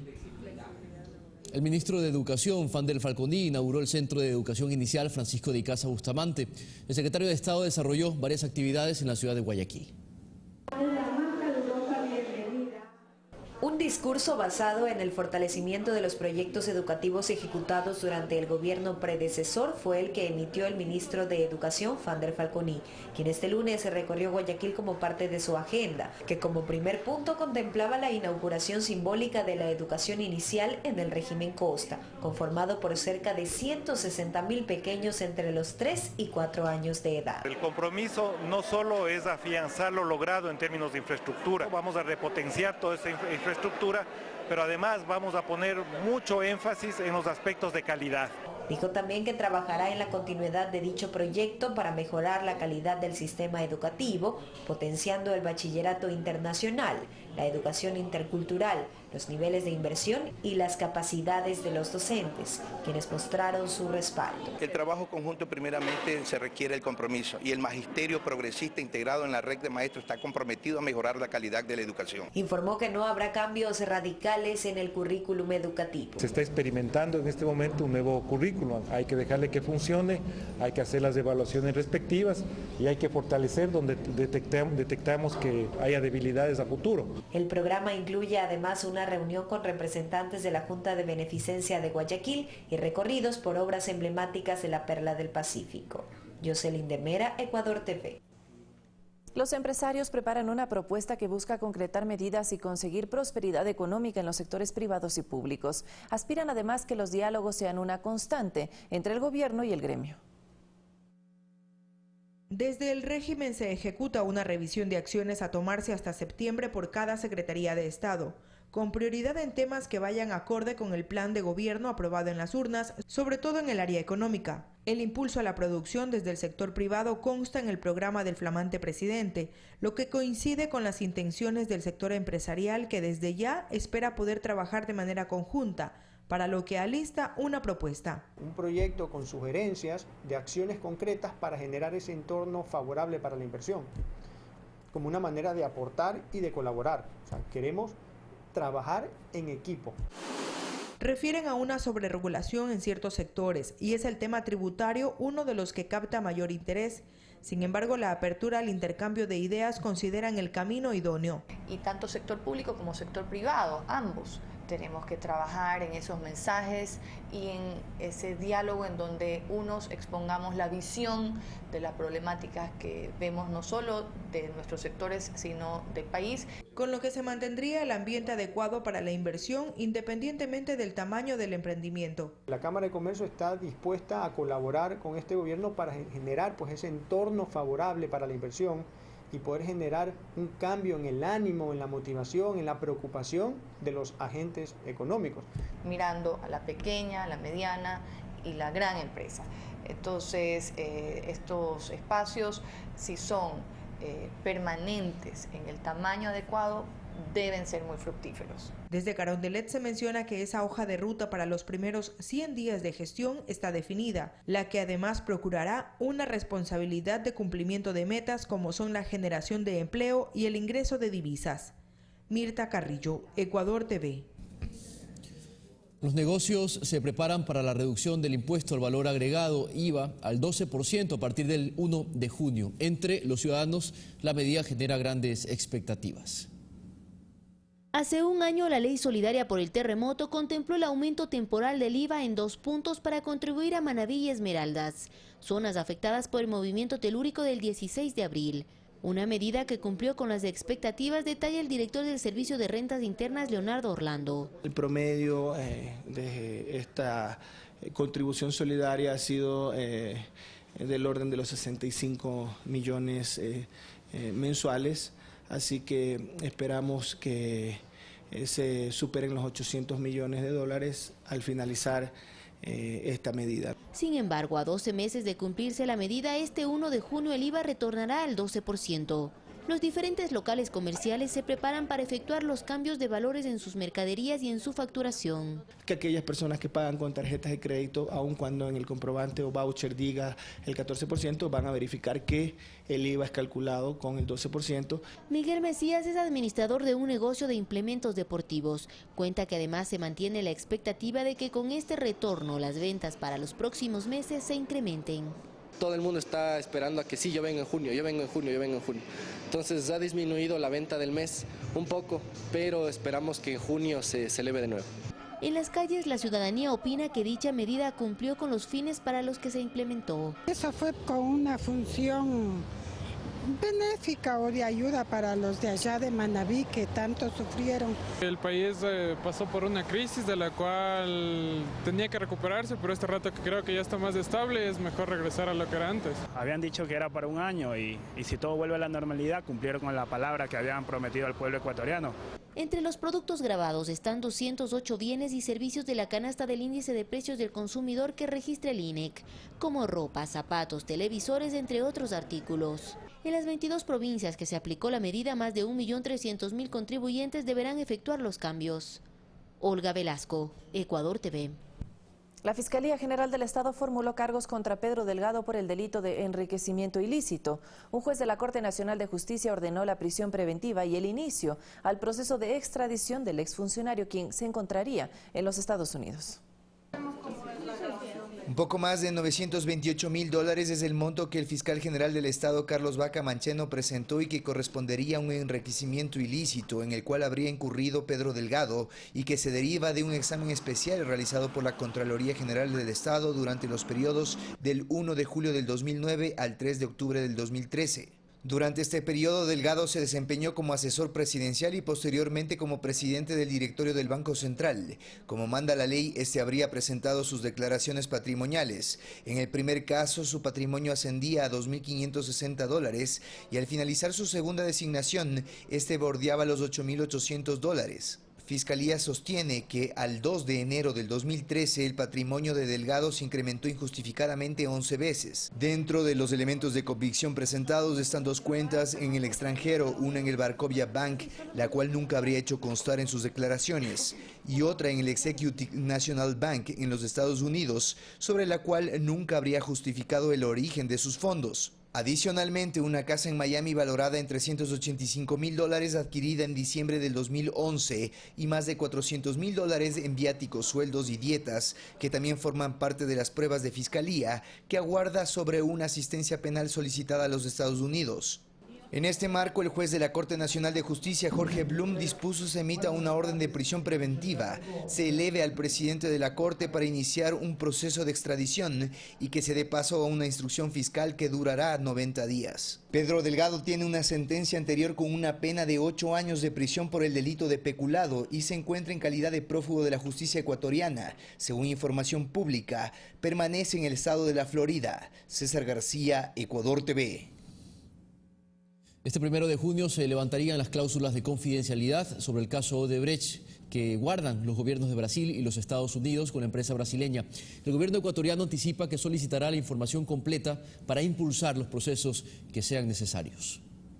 No se trata de una solicitud reciente. El reelecto vicepresidente Jorge Glass ya meses atrás pidió a los estados involucrados proporcionen la denominada lista de Odebrecht en la parte que corresponde al Ecuador, en donde hasta la fecha lo que trascendió es que se habrían pagado coimas por alrededor de $33 millones. En contexto, Brasil y Estados Unidos alcanzaron cláusulas de confidencialidad con exfuncionarios de la empresa, las cuales vencen este jueves 1 de junio. Sobre esta base, el gobierno del presidente Lenín Moreno ratifica este pedido.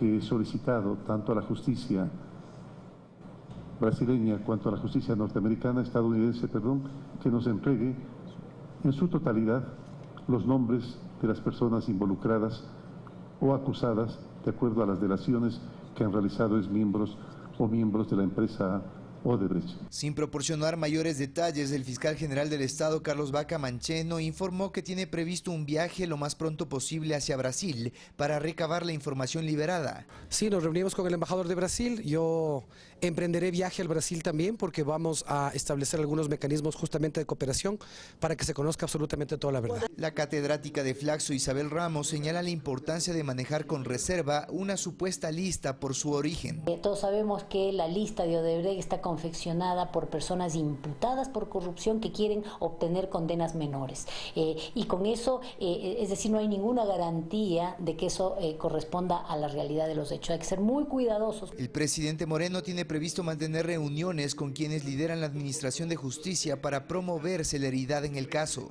El presidente de la República recibirá, al igual que todos los ciudadanos, esa lista, la recibirán las funciones de control y, de acuerdo a lo que había manifestado desde un inicio, habrá completa independencia. Mientras tanto, la expectativa está latente sobre qué tipo de información se obtendrá y si ésta servirá para los potenciales procesos que se abrirán en el país. César García, Ecuador TV.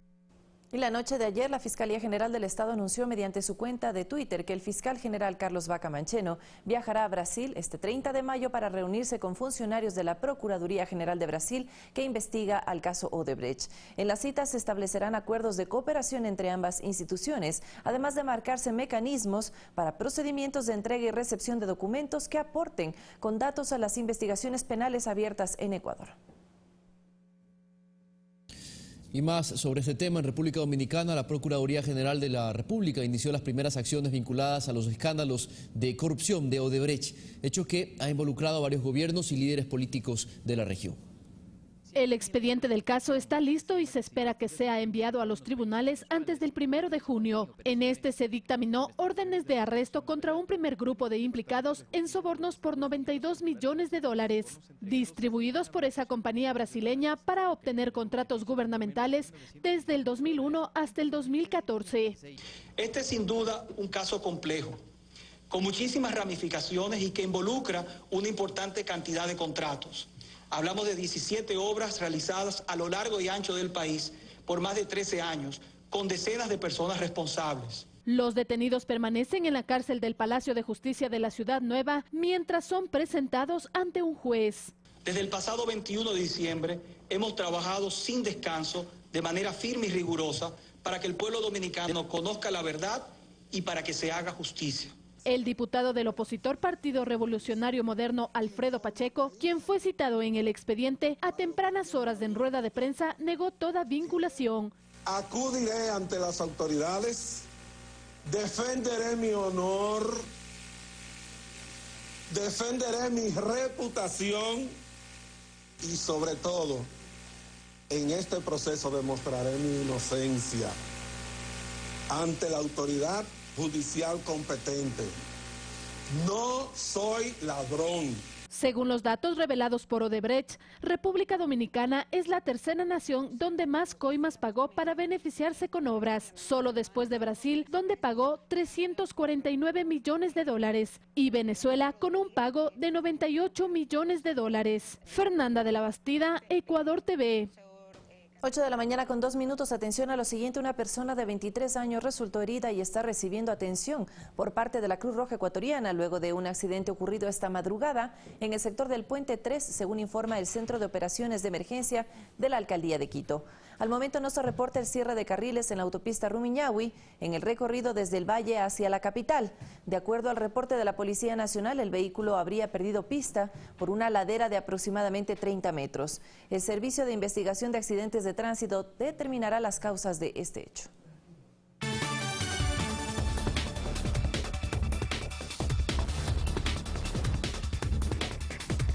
Información fuera de nuestras fronteras: el mal tiempo afecta a varios países. En Sri Lanka la cifra de muertos ascendió a 180, mientras que en Brasil las inundaciones dejaron 6 muertos. En Rusia 13 son las víctimas mortales por las lluvias acompañadas de vientos huracanados. Las fuertes lluvias que desde hace una semana azotan Sri Lanka, un pequeño país ubicado al sur de la India, ha provocado desbordamientos de ríos y deslizamientos de tierras. Hasta el momento el número de muertos asciende a 180. Además hay un centenar de desaparecidos, por lo que la cifra de víctimas podría aumentar. Al menos 300.000 personas están damnificadas. En varias ciudades el agua ha llegado a sobrepasar los techos de las casas y ha cortado el acceso a muchos pueblos que se han quedado aislados, afectando a más de 500.000 de personas. Estas precipitaciones forman parte del paso del ciclón Mora, con vientos de hasta 80 kilómetros por hora y que se desliza hacia Bangladesh, donde miles de personas han sido evacuadas. En Brasil, el mal tiempo causó fuertes inundaciones que obligaron a 40.000 personas a abandonar sus viviendas. En tan solo 48 horas, 6 personas perdieron la vida. Las autoridades decretaron emergencia en 15 municipios. En algunos lugares, el nivel del agua llegó hasta la cintura. Una pareja falleció sepultada en un alud de tierra. El Ministerio de Defensa envió 100 soldados, 10 vehículos y 2 helicópteros a las zonas que quedaron incomunicadas para realizar operativos de rescate. El presidente Michel Temer prometió asistencia, pero aún no hay fondos para la emergencia. Las lluvias acompañadas por vientos huracanados dejaron 13 personas muertas en Rusia y más de 70 heridos. Varias viviendas fueron afectadas. El tendido eléctrico y árboles fueron derribados. La capital, Moscú, sufrió mayores afectaciones. Fanny Lara, Ecuador TV. Renuncia a su cargo la canciller de Argentina, Susana Malcorra, mientras que un sismo de 6,6 grados en la escala de Richter sacudió Indonesia. Aquí nuestro resumen de Noticias del Mundo. El presidente de Argentina, Mauricio Macri, anunció la renuncia de la canciller de ese país, Susana Malcorra, por razones personales. El nuevo canciller será el actual embajador de Francia, Jorge Fariou. Por su parte, Malcorra aseguró en la conferencia de prensa que es un momento complejo porque está tomando una decisión entre lo que ha sido el orgullo de representar a Argentina en el mundo y lo que son sus responsabilidades familiares. En Irak, un ataque con coche bomba en una popular heladería dejó al menos 13 muertos y 24 heridos. El atentado fue reivindicado por el autoproclamado Estado Islámico. Según las autoridades, se colocaron explosivos al interior de un vehículo. Este hecho se produce en medio de las ofensivas de las tropas iraquíes sobre el Estado Islámico en Mosul, bastión de esta organización rebelde. Las autoridades de Honduras investigan la sobreventa y falsificación de boletos tras la muerte de 4 aficionados este domingo que murieron durante una estampida cuando intentaban ingresar al Estadio Nacional para asistir a la final del torneo de fútbol, que terminó con violencia y enfrentamientos con la policía. Este lunes, cientos de personas participaron de los funerales. 2 británicos a bordo de una camioneta en estado de ebriedad se saltaron un control de policía y acto seguido se dieron a la fuga arrollando todo lo que encontraron a su paso. 10 personas resultaron heridas, entre ellas un bebé de pocos días de nacido y el propio conductor del vehículo. Un sismo de 6.6 grados en la escala de Richter se registró en la isla de Sulawesi, en Indonesia, a una profundidad de apenas 10 kilómetros. Hasta el momento no se ha puesto en marcha la alerta de tsunami ni se reportan víctimas o daños materiales. Una cuidadora del zoológico del Reino Unido murió tras ser atacada por un tigre que entró en el lugar donde ella estaba. Las instalaciones fueron evacuadas ya que el hecho fue calificado como un incidente de gravedad y generó pánico entre los asistentes. Fanny Lara, Ecuador TV. 8 de la mañana, 6 minutos. De esta manera despedimos este servicio informativo, pero ya se vienen las noticias de la comunidad. Así es, Abraham. Nuestros compañeros nos contarán qué pasa en cada una de nuestras localidades, de nuestras provincias. Quédese en nuestra sintonía. Esto es Noticias 7.